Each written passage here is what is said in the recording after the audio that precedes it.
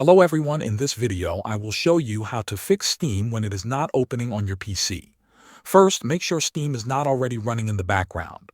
Right-click on the taskbar at the bottom of your screen and select Task Manager. In the Task Manager window, look for any process that has Steam in the name. Click on each Steam process one by one, right-click it, and choose End Task. This fully closes Steam and helps remove stuck background processes. Next, we will run Steam as an administrator. Find your Steam shortcut on the desktop or in the Start menu. Right-click on the shortcut and select Properties.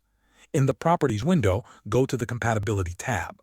Check the option that says Run this program as an administrator. Click Apply and then OK. This allows Steam to start with full system permissions. Now we will clear the Steam configuration cache. Press the Windows key and R at the same time to open the Run box. Type steam://flush config and press Enter. A message may appear asking for confirmation. Accept it and wait for the process to finish. After this, restart your computer and try opening Steam again. Thanks for watching.